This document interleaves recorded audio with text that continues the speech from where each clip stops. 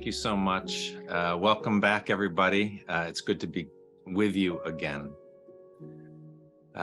If you missed the first time, hopefully the Summer School of Theology will have some recordings that you can watch.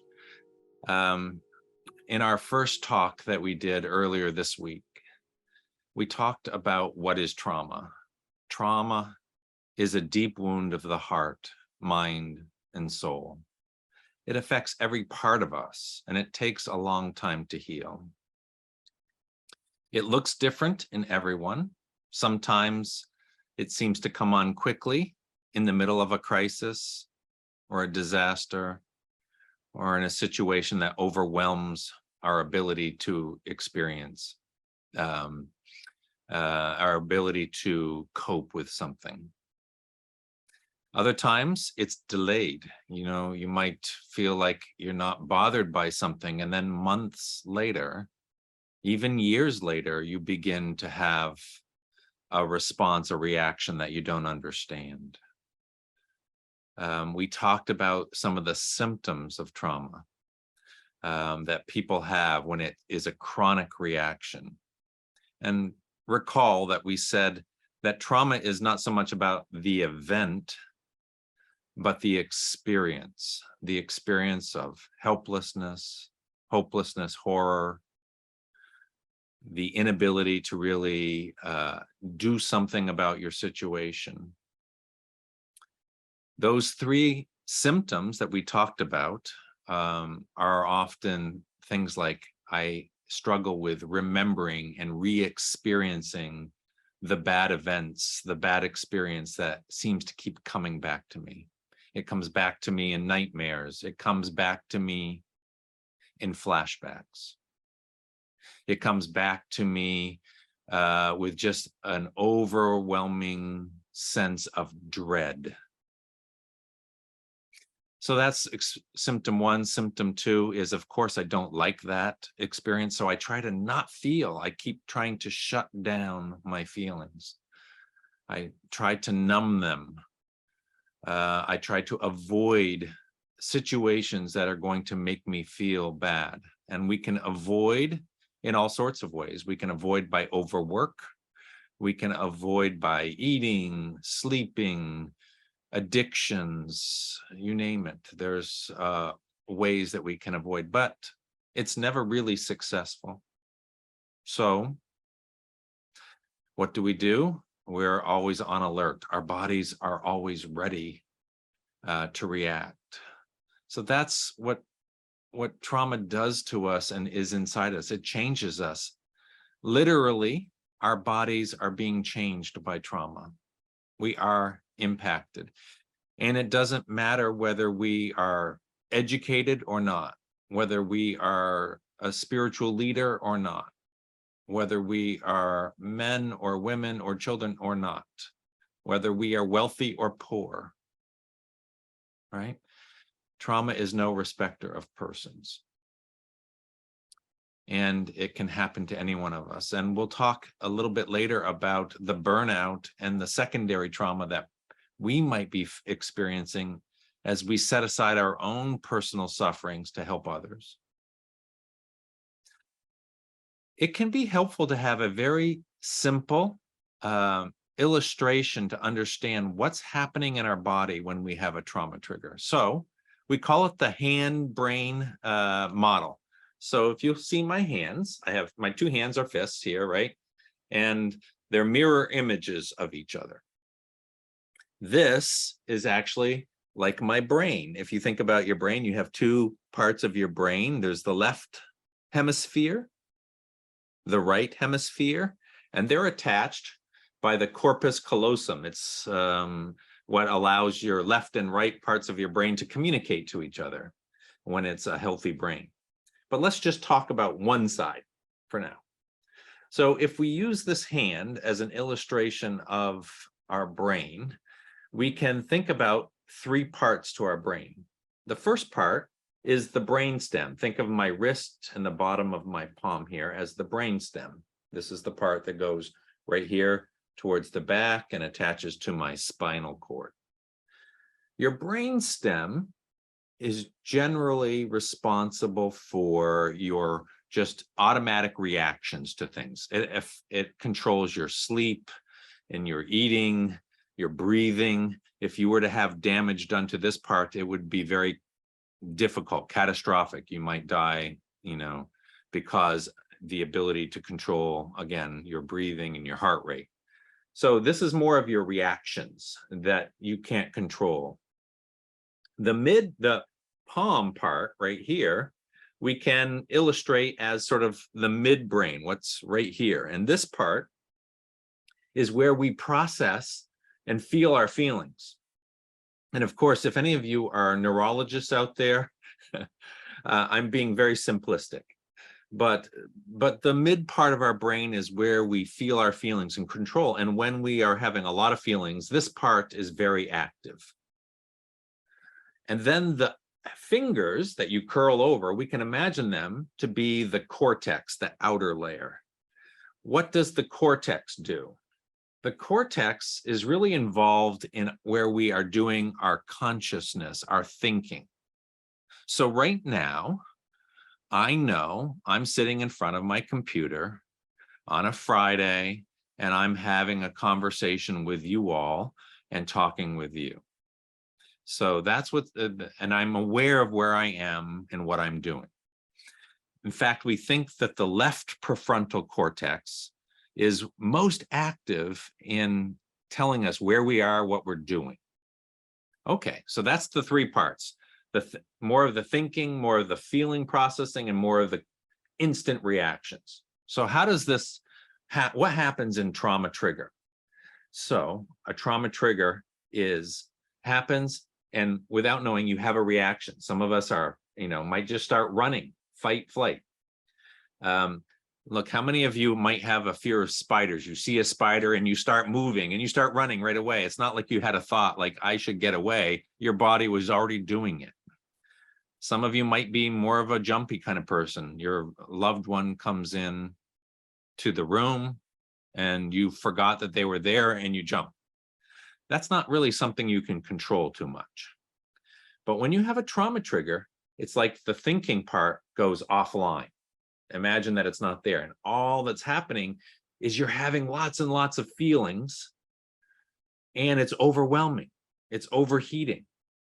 And you are just feeling incredibly anxious, angry, afraid, overwhelmed with sadness. But you can't really process what you're feeling. And this is why sometimes we have a reaction as if we're in an unsafe place when we're really okay, because we're overwhelmed with the emotions. And then later on, when we are able to calm back down, our thinking part of our brain comes back online. And we start to wonder, well, why was I reacting that way?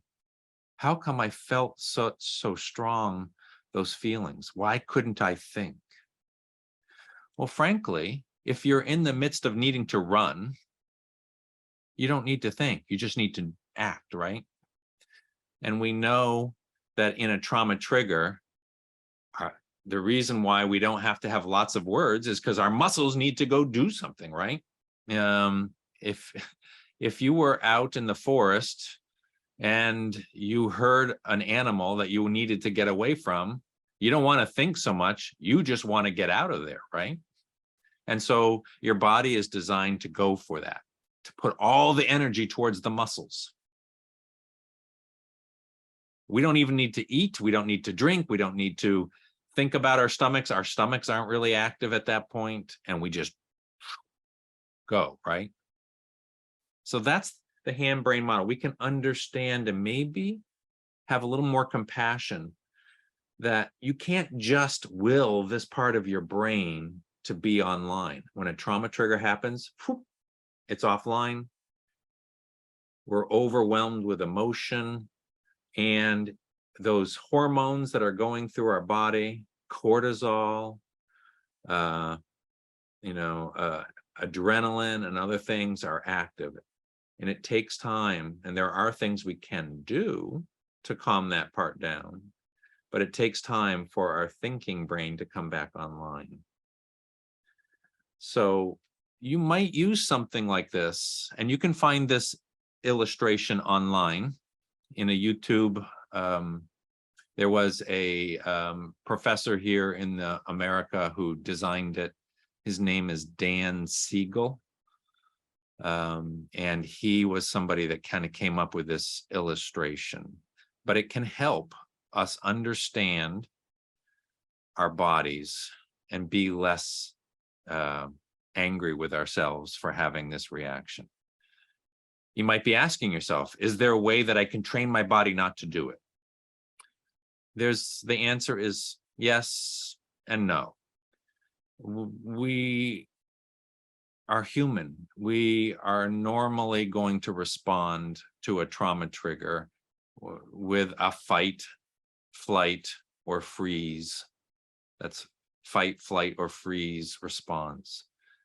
So that's really an understanding. When I understand what's happening with my body, then I am able maybe to calm my body down a little more quickly. And that's a great question I saw that came up, which is how can we help children put the lid back on, right? Wonderful question. What helps you? And this is going to lead me into my next section, which is what helps a person when they are in a triggered state, sort of get back to some place where they're more in control again. And I might just use the illustration. If you have any other problem in your life, if you have headaches, migraines, you need to learn what helps me get back to a better state. And I have to then implement it. So let's think about this. When you are feeling, I'm going to go through a number of different reactions that people have when they're in a triggered state. And then we'll think about what might help that person get more back with the lid back on and feeling more connected. So what if you're numb? You can't feel anything. Your face is flat. You're not reacting to anything. What would a person do? Well, movement helps. Can I help a child, an adult, or myself start to move? What would that look like? Maybe we would get up and run a little bit, or maybe we would start to walk. Maybe we would get a ball and we would throw it back and forth with a child, like just trying to get them to, hey, can you do that? Maybe their eyes are more shut and they're really shut down. And we might ask them, can you open your eyes just a little bit? What do you see? Can you name one color you see? What is that color? All right, can we find another color? And I've even done this with adults. Can you look at the floor? What do you see on the floor? I see blue. My carpet here is blue. I see a wooden floor. I see gray. I see green leaves if I look out the window. Okay, what else do you see? So think about something that's frozen. How would you warm it up? Maybe you would provide somebody a cup of tea, right? A cup of tea that maybe has some really nice smell to it. Maybe it's an herbal tea, not too hot, of course, but something that can just feel like a little warming in your body. If you see somebody who is overactive and they're heating up, we would want to figure out what might help them cool down, right? Begin to find some way back to where they're not feeling so overheated. What would be a calming activity? Well, we might try to invite somebody to sit down, right? Movement isn't helpful necessarily, although they might want to move, and that's okay. We can do a little bit. But can we begin to sit down? Could we do this? And so I'm going to show you something that we can do if we are overheated. Like for a moment, I'm feeling really anxious. I can't think. Can you place your hand on your upper chest? and on your abdomen. If you want, I'm going to shut my eyes, but you don't need to. Just take a moment. What does your hand on your chest feel like? Can you feel some warmth? It almost feels warm, maybe a little kind, gentle. As your hand is there, can you feel your abdomen, your stomach going in and out as you breathe? Maybe you feel your chest rising and falling as well. Can you make your abdomen rise more than your chest? Fill in the air in your lungs and then let it out. For some people, that can help just bring a little bit of calm, right? Some people their bodies are shaking, right? They're just shaking. So we ask people if you can sigh it out. Can you make a deep sigh right now?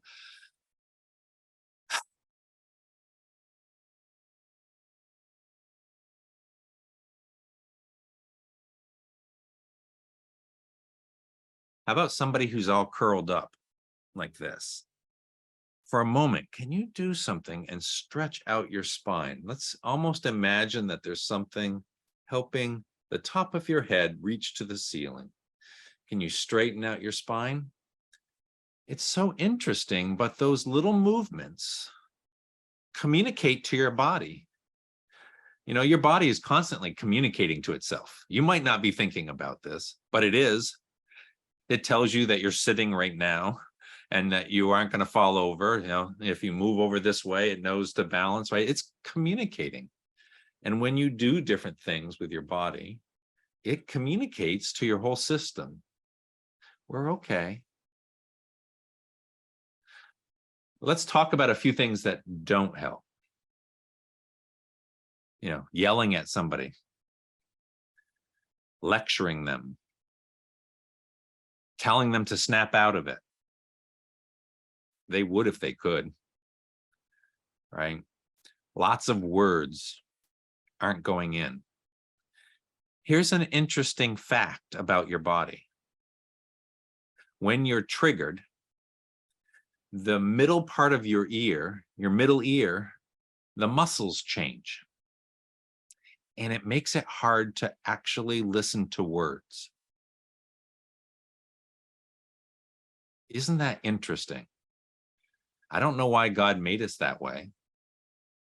But if you are less able to take in words, then we need to find ways to move the body to communicate to it, right? To move our bodies. And so if you're trying to help somebody, use fewer words when they're triggered. Later on, when they're feeling better, they might be filled with shame. They might be upset with themselves. Why do I keep doing this? What's wrong with me? That's a common question that we all experience when we're struggling with our own trauma. You can say this on repeat. Well, your body's having a normal reaction to an abnormal situation. And it's really okay. Let's find out what might help you a little bit. Instead of trying to get all the way out of it and never having a reaction again, let's think about what made it 10% better. What helps it get 20% better? And I'm not a mathematician, so we don't have to be exact. It's more of a figure of speech. But what helps a little bit? I felt a little calmer. The cup of tea, the walking, throwing a ball, using my senses. How might we do using our senses? You've probably heard of this. But what are 5 things right now that I can see? I see a painting on my wall. I see the tree outside my window. I see the blue carpet. I see a clock. I see you. What are 4 things we can hear right now? I hear a truck outside. I hear a bird. I hear the sound of someone coming up the steps, right? How do we use all our senses? What are things I can smell right now, right? And you can walk it all the way down, taste, touch, right? Use all of your senses just to slow down your body. These are ways that you bring yourself, as we say, back online, or the lid back on. And we notice, look at you. Just a few minutes ago, you were feeling really distressed. And now I'm noticing you're feeling a little calmer. And we can cheerlead them on and say, let's figure out what helped, and let's kind of try to remember those things and practice them more frequently. So that's how some practical things we can do to help. If somebody is really needing more of a breathing technique, there are lots of different ones you can find on YouTube. For some people, breathing techniques are really helpful. Others, they make them more anxious. So if something doesn't work for someone, that's okay. Something else will. But breathing techniques generally are focused on helping us think through what we're doing with our bodies and just be a little bit more focused on breathing. Some have a breath prayer technique. Lord, have mercy as I breathe in. Christ, have mercy as I breathe out. There's no right or wrong way to breathe. God made you to breathe, and you might spend a few minutes focusing on it. And then, of course, you can't keep doing that. You got to go back to what you were doing.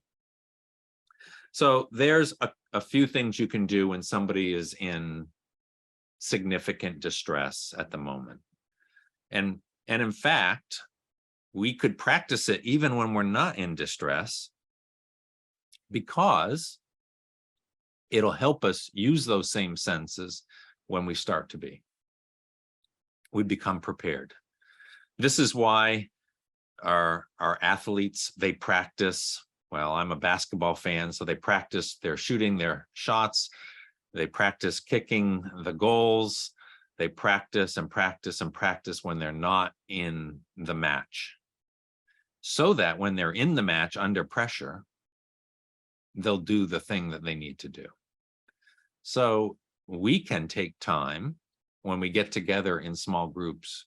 We're coming together for a Bible study, for catechism, for handing out bread to grandmothers. We can come together and just take a moment to be aware of our bodies and to treat them well and to take care of them. The same way you might stretch before you go on a run. You're just being a little bit more thoughtful about this. You're normalizing that we all have bodies. God has given them to us, and they can be traumatized, and it's okay to take care of them. It is not being weak to acknowledge that we need to eat, right? It's not being weak to acknowledge that we need to drink water. It's not being weak to acknowledge that we need to address the trauma that's in our bodies. Now, I want to make a comment about trauma here, and just to think about this, that we've been talking about trauma as if it's a single episode. But maybe you already had presentations on this. But for some people, it's trauma on top of trauma on top of trauma. Some of your young adults have only known war, right? Maybe they were 5, 10 years ago, and now, they are not quite an adult, but they are 15. And that's just thinking about war and conflict. What about the war that happens in families, domestic abuse? We know worldwide, 1 in 3 women, 1 in 6 men have experienced sexual abuse before the age of 18. That's a lot. So there are lots of traumas that some people can experience, and especially there's the trauma of growing up in extreme poverty and not having enough food, being orphaned, and not having someone to show you what love means and compassion. And so we have people in our lives that we're ministering to who don't really know what it means to feel safe. And when we have that kind of person in our lives, you can find that their one tool that they use is resistance. What I mean by that is you say, come over here, and they say no. And they put the hand up, no. Because even though you're a safe person, they experience the world as unsafe. They don't have trust. But it's not just that they don't trust the world. They don't trust themselves either. So you might get the experience of somebody who has a lot of push and pull. Stay away, come close. Stay away, come close. You know, you might get mixed messages from someone who seems to want your help, but every time you try to help, they tell you, no, that won't work. No, I can't. No, no, no. And you might be feeling frustrated with them. You might think of things like they're just being rebellious. They're just being difficult. They don't want help. But I might suggest to you, consider that they have complex trauma.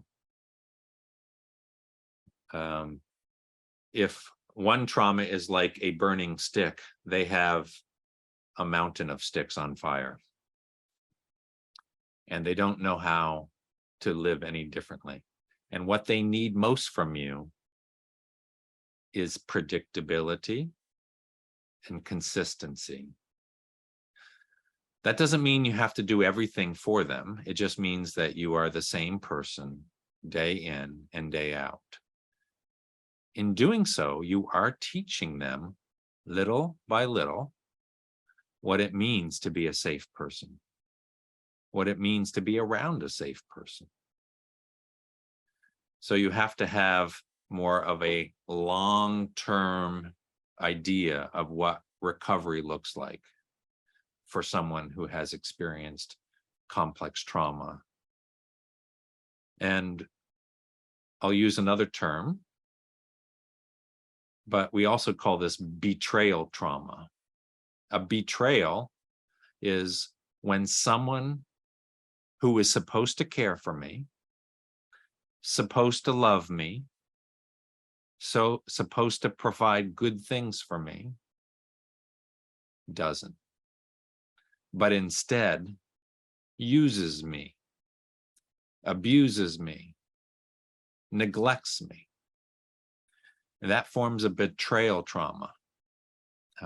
It can happen to children, it can happen to adults. You know, somebody, you know, your pastor, your teacher, your parent treats you in a way that they should not. So what should be a safe and loving relationship turns out to be abusive. When someone has experienced a betrayal trauma, it often turns into complex trauma where all relationships are difficult. And so you get that sense of push-pull, as I was just describing. You're not going to talk them out of it.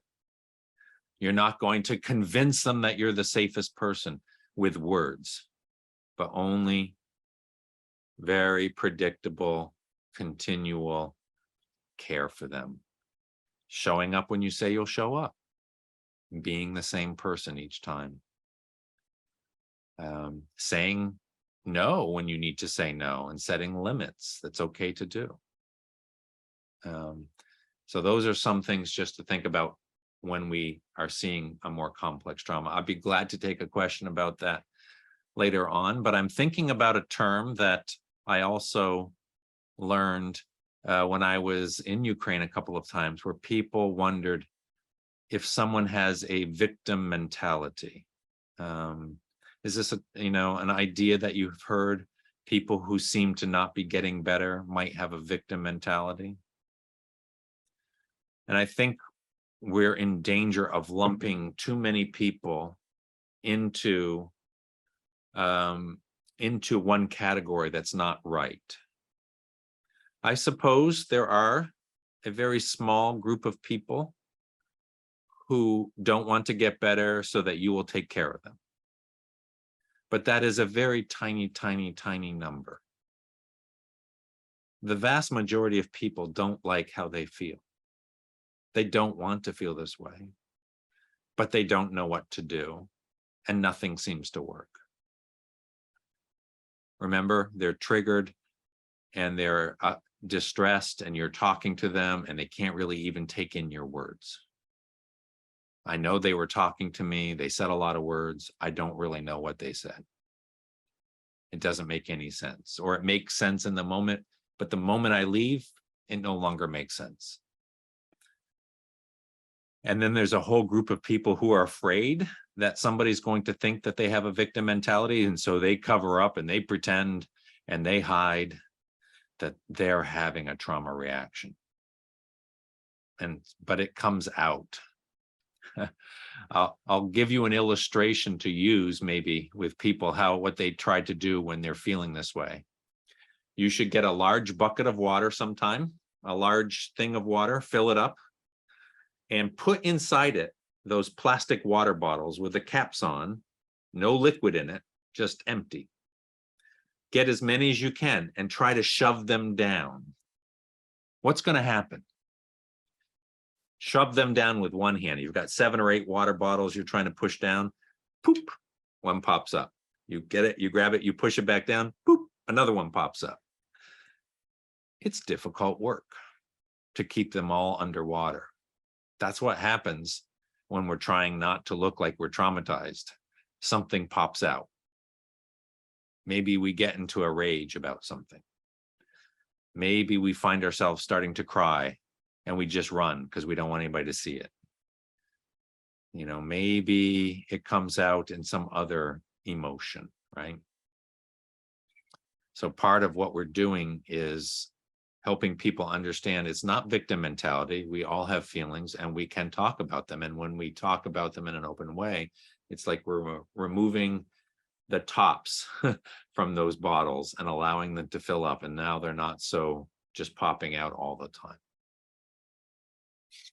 So be wary, be careful of thinking that people who are stuck have a victim mentality. They may just not know what to do, and it may take a longer period of time to recover. And when we in our churches create safe spaces for people to acknowledge their own needs, their own triggers, their own struggles, their own lament questions, when we make that a safe thing to do in our communities, when our leaders admit some of their own struggles in small ways, it makes it possible for people to feel less like there's something wrong with them and that they are okay.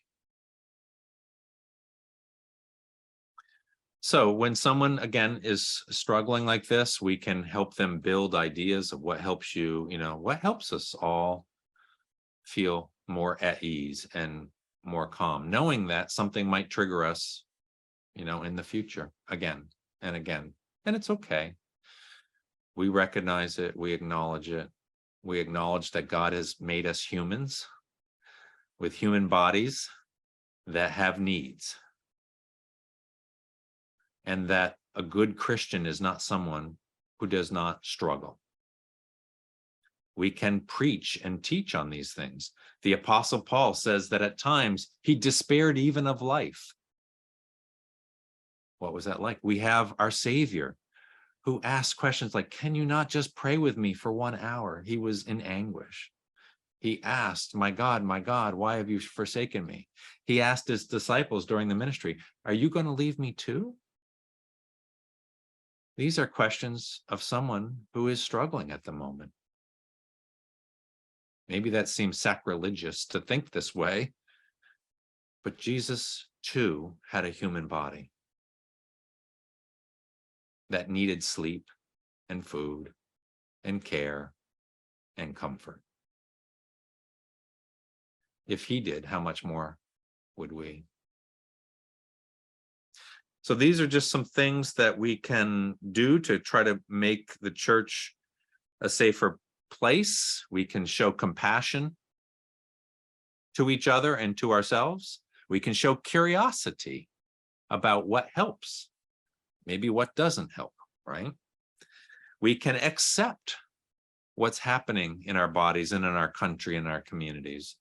Acceptance doesn't mean we think it's good, but we acknowledge that harm has been happening and that we are continuing to be in a difficult situation, right? We can validate and encourage people when we see them doing something that's good for caring for themselves. Ooh, I noticed that you were really upset and that you found a way to calm yourself down. How did you do that? People like to be seen doing well, right? Catch people doing well. Catch people, even if it's just little things like, oh, I saw you do that. I saw you wanted to throw that ball at your sister and hit her, and you didn't. Cheerlead that. Be excited about people who are taking care of themselves, right? Watch out for when you hear people being really hard on themselves. I don't know what's wrong with me. I don't know why I think this way. I don't know. It's like that layer of self-criticism is not going to help them recover. And so maybe we can encourage them to, like, can we set aside that judgment for a moment and just describe what's happening in your body and find some things that help you feel a little bit better. Now, I'm going to take just a moment to talk to you all about yourselves. Now, I have been talking to you as if you're yourself, because we also can be traumatized, right? And yet, being caretakers, helpers, pastors, teachers, we need to talk about the fact that we can burn out. When's the last time you took rest? When's the last time you took time to care for your own body? Sometimes we feel like we can't, because if we do, then somebody else is not going to be cared for. And so we just work, and keep going and keep doing things. And here you are taking a class, and then you've got to go jump in and take care of somebody, do something. Again, in my trips to Ukraine, I see people volunteering day and night. They're taking care of people. It's wonderful. And like your Savior, you need time for rest and refreshment. So, when's the last time you took refreshment? When's the last time you had Sabbath? A true Sabbath. Many of you who work in the churches, your true Sunday is just a bigger day of work, right? So when's the last time you took rest? Now, it can feel guilty to do that because, look, you know that there are people right now on the front line. What rest can they take? And so you can feel guilty about stopping to have a cup of tea. But even your military on the front line is taking rest. It may not be enough. We need them to have more. Lord, will you bring victory so they can have complete rest? But you do not help anyone by burning yourself out. So we have to acknowledge our limitations. So I would encourage you today to find one safe person that you can talk to and to tell a little bit about ways that burnout might be affecting you. I just don't feel anymore. I find myself angry. I feel cynical. Maybe I even feel distant from God and numb. It's okay to acknowledge these things because, again, the psalmist certainly felt these things and wrote about it a lot. So can we start with telling ourselves the truth and telling one safe person the truth too? Discussing, where is it that I need to find some rest? Physical rest, sleep, good food, instead of, high carbs, things like this, right?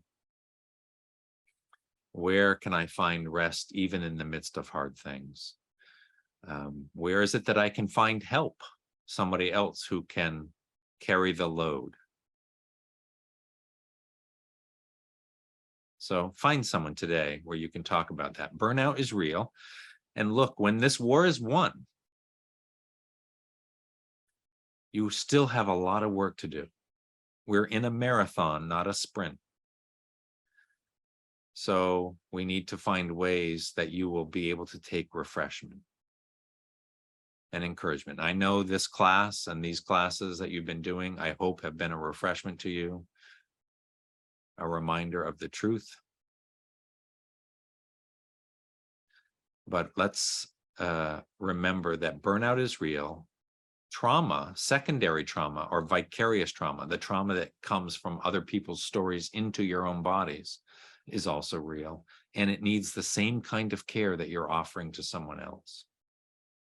It needs spaces for lament and grief.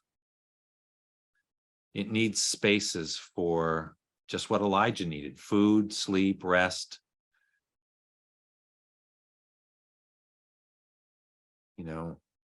Taking in beauty, looking around, maybe at art, good music, laughter, standing outside and looking at a tree that just gives you pleasure, flowers.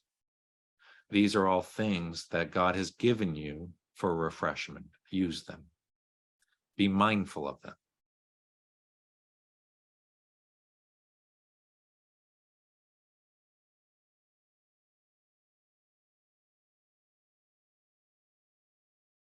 Yes, it can be helpful. Now, I'm going to give some ideas about how you might do that, but there are a couple of psychotherapies that are considered writing therapies, where you begin to tell the story of what happened. In fact, one particular therapy called narrative exposure therapy was something that came up when they were helping people in refugee camps write their asylum story, because they were seeking asylum because they had to flee a country where they were going to be killed. And so they helped the refugees write down the story so they could go to the courts and seek asylum in another country. And it turns out that writing that story down and telling that story actually helped people start to feel a little bit more better. So that birthed something that you can look up called narrative exposure therapy, or NET, N-E-T, in English. There is something called cognitive processing therapy, or CPT in English, which is similar. You're writing down portions, maybe not the whole story, but a part that's most upsetting.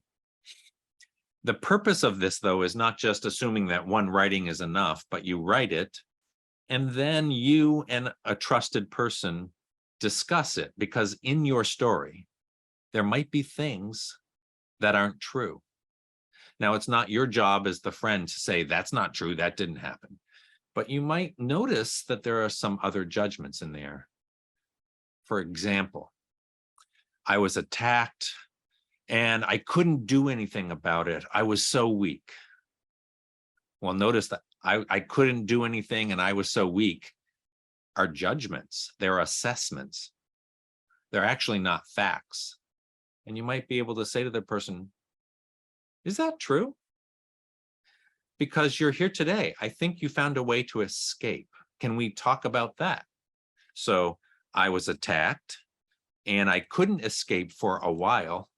And then somebody helped me, something like that. So that's a way. So if somebody is going to write it down, be sure that somebody can bear witness to it, can read it with them, can explore it. What was that like for you? Tell me more. What was it like for you to even write it, for me to read it, so that they are not alone? Because one of the most important things you can do for a traumatized person is to be present with them. And when you're present with their pain, they feel less alone, less isolated, less disconnected. And that is part of the recovery process.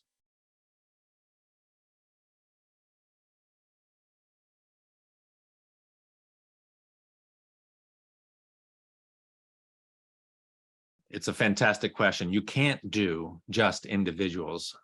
There may be certain people that need individual care, but actually most people will benefit from being around other people who might be suffering as well. And so it's okay to do things in small groups. In fact, in small groups, people can care for each other along. So you might lead a small group discussing some of these issues. So we talked last time about the little booklet called Beyond Disaster. This booklet is available. The Bible Society in Ukraine has copies and has done trainings around how to use this booklet.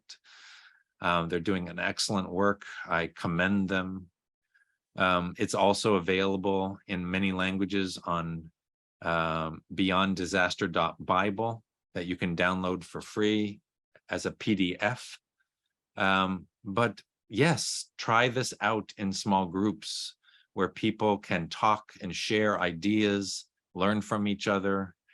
Remember the story of Moses, who tries to answer be the judge over all of the cases in Israel, and his father-in-law comes and says, "You're going to wear yourself out." Find people who can see the maybe easier cases and allow them to do things, train them. So train people who can train people.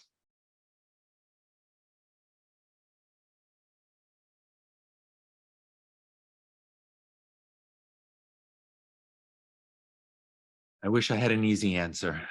But I'm going to point to one material also that is in Ukrainian language as well, and in English on that beyonddisaster.bible. And I believe the Bible Society there has it. It's called Unstuck. And it's for teenagers, but actually, I think anybody could benefit from it, teenagers and above. It's got 4 little lessons, some pictures, some activities, but it really addresses that particular question. It was a material actually that was first created during COVID time when people were unable to, their life was on hold. But we've revised it, and the story is now about really what you would say is a Ukrainian family whose life seems like it's on hold. So I won't say more about that, but that's available on beyonddisaster.bible. You can just keep scrolling down to find Unstuck, and there's a couple different versions of them. I'm reminded as you talked of the book of Jeremiah. Many of you probably know the verse, Jeremiah chapter 29, verse 11. I know the plans for you, the plans to prosper you. And I don't know about in Ukraine, but in the US, people will often quote that to somebody who's in a lot of pain. They're like, God's got something good for you. And it doesn't really help when you quote it at that time. But the passage around that is really interesting because it's a verse said to refugees to people who have been taken out of their country as exiles and forced into a land that they don't want to live, forced to be around people who speak a different language, who have a different religion. They're not in their homes. They don't have their jobs. And in fact, there are some false prophets who came and says, oh, it will be short time, and then we'll have you back in your homeland. And Jeremiah has to come along and say, that's not true. It's going to be a longer time. But what does he say then? He says, I want you to live. He says, build houses, plant gardens, have children, marry your children off. Now they're doing this in a context that's not where they want to be. Their hearts are broken. They're not at home. Their life feels on hold. And it's true, they don't have their former life, but they are looking for, what does it mean to live now? How do we find life now? We don't deny the loss. We still grieve. We still mourn for what we don't have. And we look for, what do I have right in front of me? How do we take care of our children in this place that we don't want to be in, but we are? How do we teach them?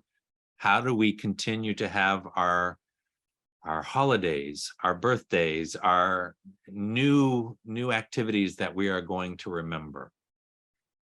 And so that's part of the work to do, is how do we live today?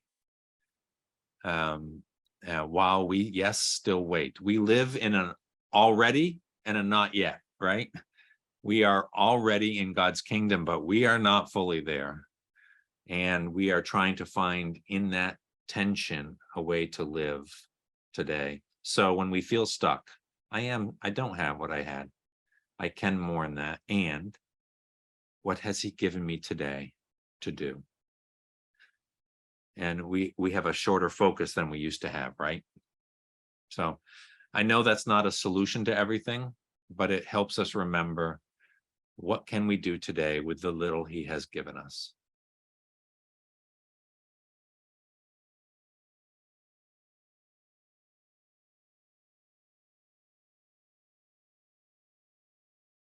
First off, when you are working with somebody who is really traumatized, really embittered, you probably need more help. So you might be thinking, who else can help me too? So it's not just on your shoulders. Now, sometimes that person might resist. I only want to talk to you. I'm only going to interact with you. And that can be hard, but we need to bring other people around them to help them. They may reject those other people, but we are attempting. Now, you didn't say this, but I'm also thinking that sometimes that person can be in our own family, and that can be really hard because we live with this person and we need to find ways to enter in, but also realize that we cannot fix them. It is not our job to fix or solve for them, right? And that's really important for us to keep in our own mindset. Some things we can do in a gentle way. We can say, I can see that you're in a lot of pain. I can see that you have so much bitterness inside you. Period. Let some space be there after you say that. Tell me more what that's like for you to have that inside you. It must be so hard. Let them talk about it. It's kind of like going right at it rather than avoiding it sometimes. We kind of move towards it in a way that helps them feel like, yes, I do. Tell me sometime when you feel a little bit less embitteredness. If they are passive aggressive, as you say, sometimes this push, and, come close. You can acknowledge that without judgment. I notice sometimes you want me to help and other times you want me to stay away. You sometimes, demand me to do something and then you resist what I do. I notice that. Tell me what's happening. That's the curiosity. I know we can be angry inside, like, I'm so sick of you because you continue to, make my life difficult. I'm not suggesting that. I'm suggesting more of, we're acknowledging the problem, we're naming it. It's there. We understand. What would you like to do about it today? Offer the help you can offer, and then be okay with walking away to take care of somebody else or yourself, because it's not your job to solve them or fix them.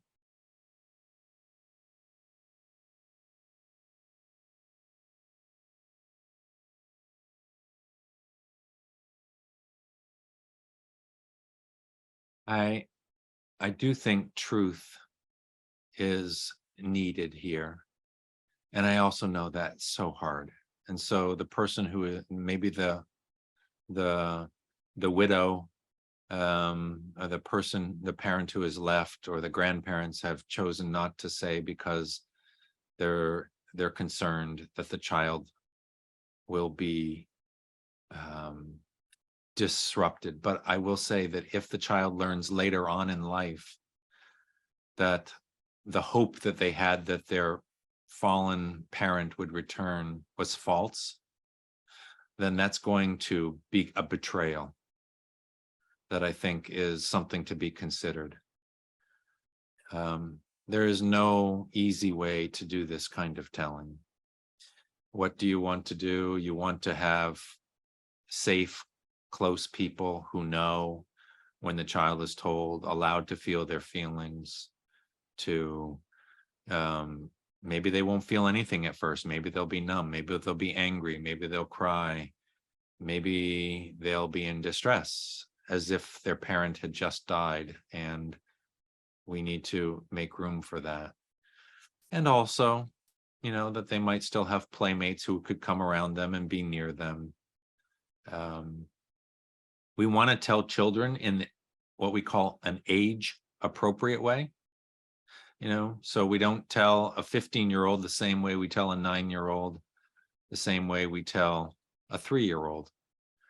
But we need to tell them the truth, that their parent has died, and that they won't be coming back, which is what this child might be still believing and hoping in. But it's a false hope, and it will be one that will be destructive over the long time. So maybe there's the right place and the right people.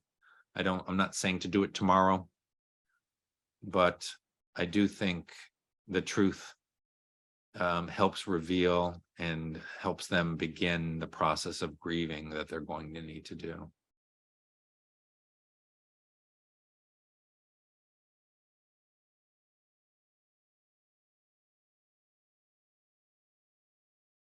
It's a big question, and I'll give a couple of answers, but it probably deserves more than I can give. But first off, the thing that I want to underline is that you see the history and you're doing something different for your daughters.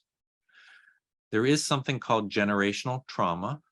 Something gets passed from parent to, and it can happen. We see sometimes that happening. We acknowledge that things can be passed down in our bodies as well as our actions, but we also can pass down blessings, and you are passing down a blessing to your daughters by being aware of trauma and wanting to do something different, treating them different than you were received, right?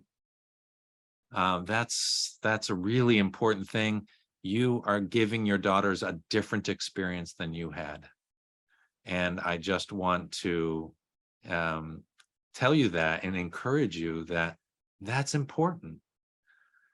Now, sometimes we have people in our lives that are still difficult. Maybe they use verbal abuse. Maybe they would want to use physical abuse. Maybe there's other kinds of harm that they might do. And this is a very challenging situation because we now need to try to limit our children's access to them, and yet they're supposed to be our parents or our grandparents or our uncles and aunts or brothers and sisters. And we know that they might not be safe for our children to be around. So we're going to have to set some boundaries, and those people might not like those boundaries. And that's a challenge, because culturally that can be a big challenge, right? Like I would be disrespecting my parents or my the people who are older than me, if I were to limit. So the first step is to find some other people who can support you in this so that you are not alone, but where you can very gently and firmly yet set, I'm not going to leave my kids maybe with somebody who is dangerous to them and is mistreating them, because and this is hard. And I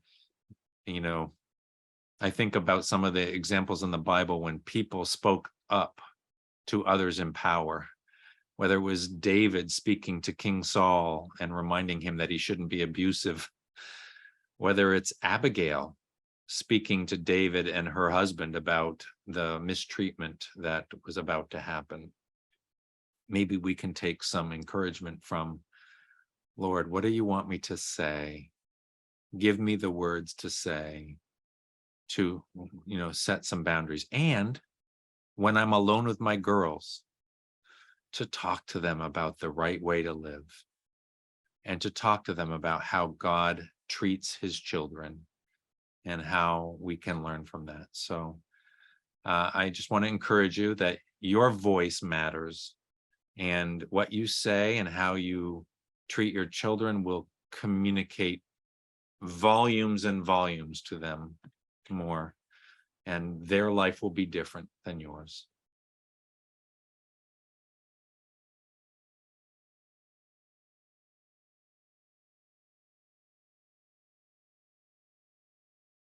This can happen.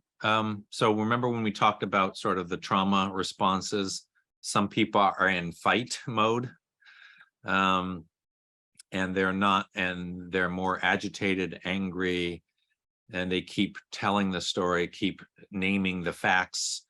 I was mistreated, I was mistreated, I was mistreating. They're looking for something to happen, right? They're looking for probably to feel better, but they're not feeling better yet. It can probably in a moment of privacy, when you're alone with them, again, you can acknowledge, not as judgment, but as saying, I notice a pattern where you are telling this. I'm wondering if you don't feel heard. H-E-A-R-D, English, heard, not hurt. I wonder if you haven't felt like your story has been heard. What would you like to see happen?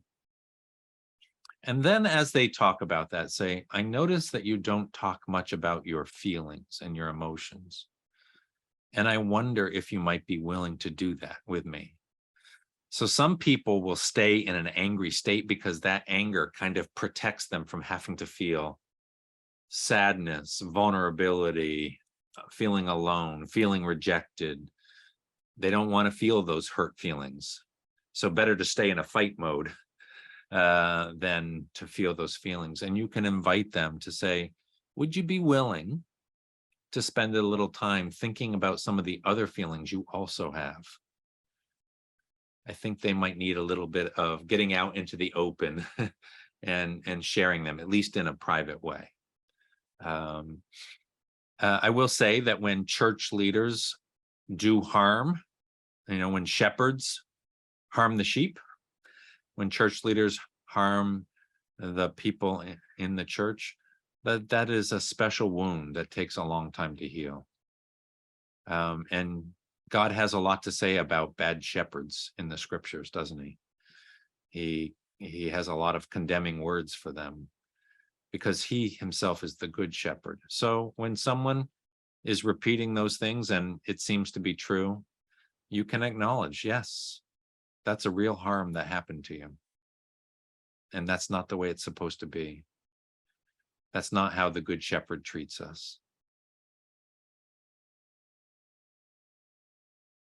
So give them space, invite them to talk about some of the emotions that are hidden. And if they can't, say, I wonder what it would be like to share some of those emotions. Maybe they don't do it, but they actually think just about, like, if I were to allow the tears to come out, then I would just start crying and I would never stop. Okay. And that would be okay if that happens.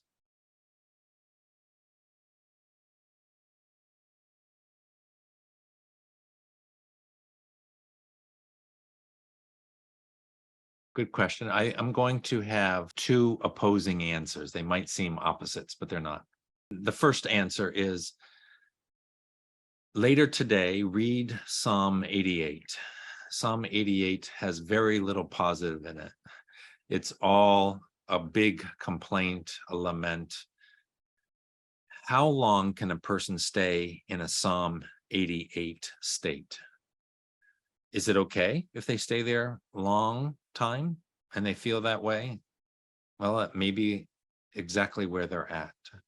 So sometimes we want to move somebody out of their deep lament because it's upsetting us, and we want them to feel better.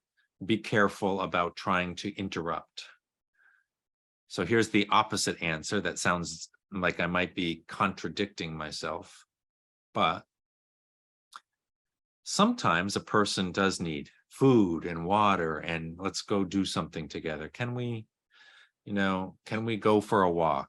Can we go take care of something? Can we need to go to the store, to go buy some goods to make a meal? Can we make a meal together? Can we listen to some music, play some music? Can we get in the car if we need to or go on, in a taxi or something because we need to go do something for someone else? It's okay to offer opportunities to take a breath, to move out of that and to do something basic. I do think this is why, while the children of Israel were getting out of